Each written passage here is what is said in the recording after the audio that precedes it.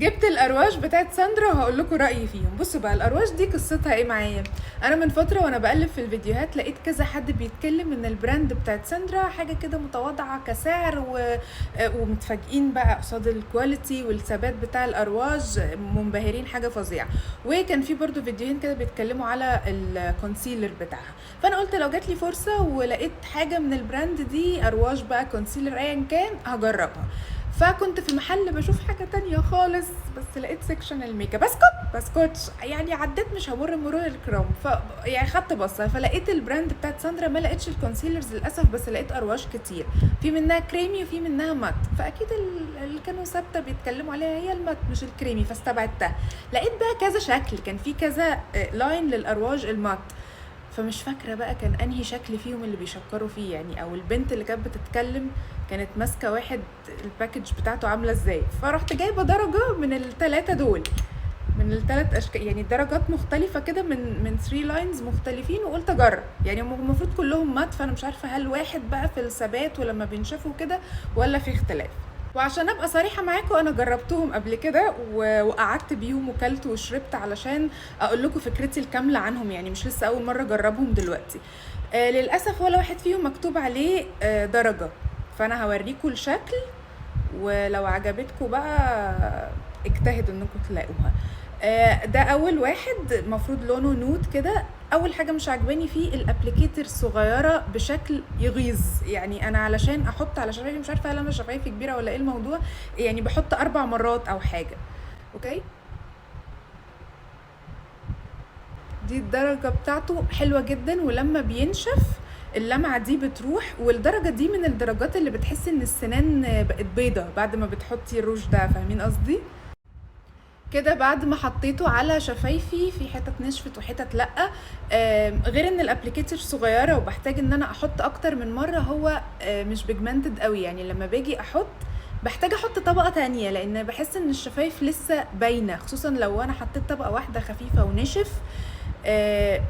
بحس ان الشفايف باينه وفي خطوط كده مكان ما انا عديت، يعني فاهمين قصدي، زي مقطش شويه، فبحتاج افضل اعيد وازيد عليه يعني.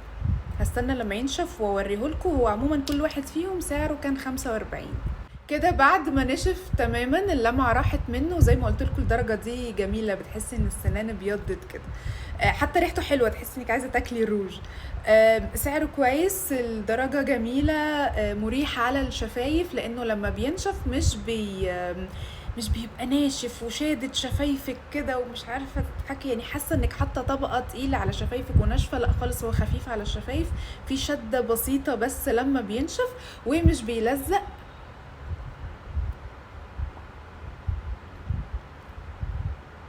ودي حاجه مش بيلزق خالص، فمش ستيكي يضايقك، ومش بيطبع.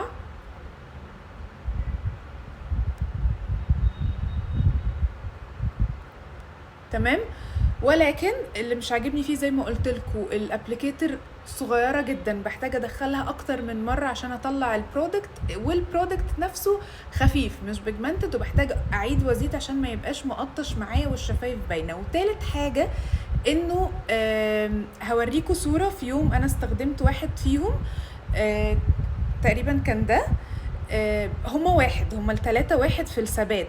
بعد شوية يعني ايه اللي بيحصل فيهم وكده، بيبدأ يتشقق يكسر كده ويروح، وما كنتش كلت، فكده هو ثباته مش احسن حاجة. يعني انا كنت ما عملتش اي حاجة غير ان انا شربت مرتين تقريبا، فبعد 3 ساعات كده النص شفايفي كده اللي من جوه هنا وهنا الروج اتكسر كده واتشقق وراح.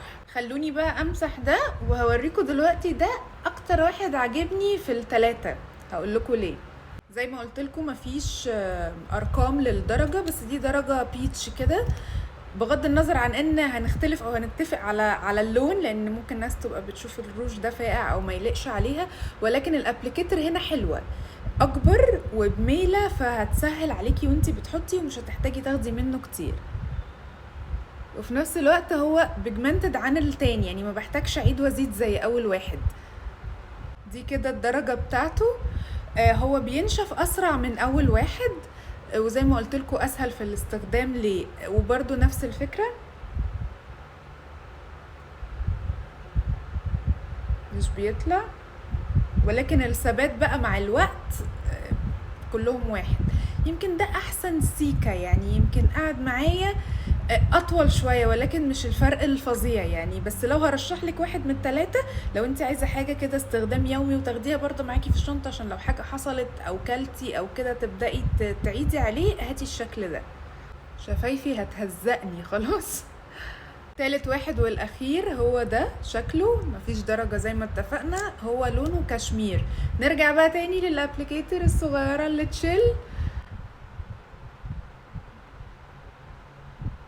او ده، قصدي بان هو مش بيجمنتد. يعني بصوا حطيت كده طبقه واحده زي ما شفتوني، شايفين شفايفي؟ معلش هقرب بقى يعني استحملوني.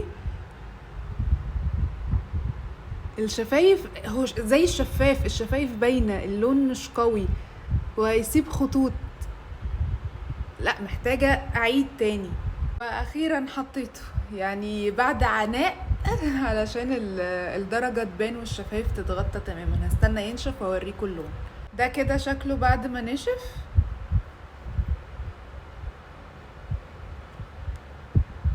مش بيطلع، بس شكله على الشفايف مش حلو. بصوا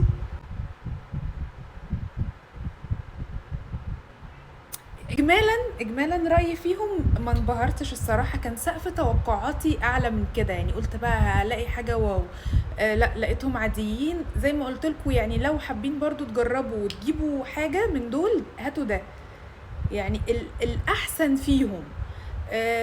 ده اسوأ حاجه، ده يليه عارفين الارواش دي اللي انا عملت لكم ريفيو عنها، تحفه التحف، وب 32 جنيه الواحد. يعني لما حسبت السات كلها ارخص وما يتقارنوش كثبات وبيجمنتد وكل حاجه. ده انا حسيته عادي جدا، بيروح بسرعه من غير حتى ما ياكل، يعني بيبدأ يشقق كده ويكسر ويروح. حتى لو شربت بس بيتعبني وانا بستخدمه. ف انتوا ايه رأيكم؟ طب لو في نوع معين مثلا غير دول، يعني اصل اكيد الناس اللي شكرت فيه ده شافت حاجة انا مش شايفاها في شكل معين. طب هو اللي حلو ولا ايه؟ طب تنصحوني اجرب الكونسيلر ولا برضه اتصدم؟ فمش عارفه. ده كان الريفيو بتاع النهارده. لو عايزيني اجرب حاجات تاني برضو قولولي واقول لكم رأيي بمنتهى الصراحة والامانة، يستاهل ولا لا.